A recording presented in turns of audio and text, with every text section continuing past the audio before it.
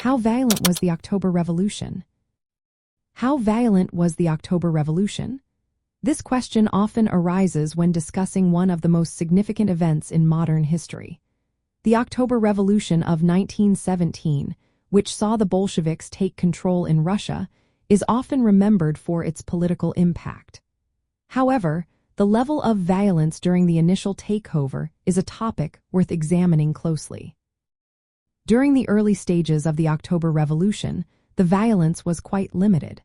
The Bolsheviks stormed the Winter Palace in Petrograd, and the actual assault resulted in minimal casualties. In many areas, they took control without facing much armed resistance.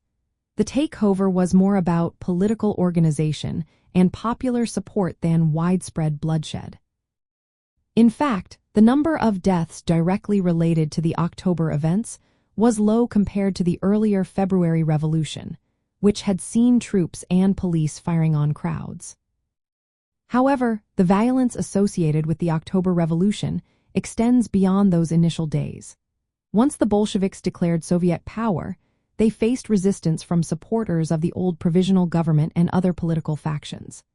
This led to armed clashes, particularly in the outskirts of the country.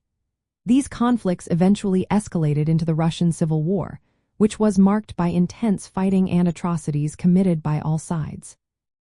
The lines between combatants and civilians became blurred during this chaotic period.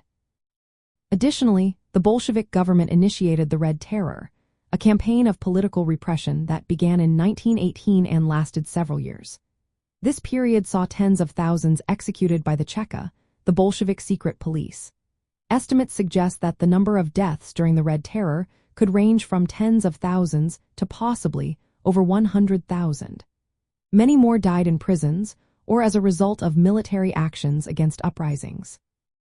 From the perspective of the Communists, the October Revolution was a necessary step to overthrow the oppressive Tsarist regime and the ineffective provisional government. They believed that the relatively low violence during the initial takeover reflected the broad support they had among workers and soldiers in key urban centers.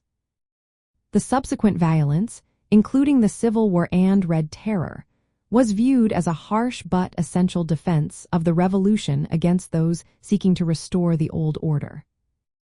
In summary, while the October Revolution itself was not highly violent in terms of immediate casualties, it set off a chain of events that led to widespread violence through civil war and political repression.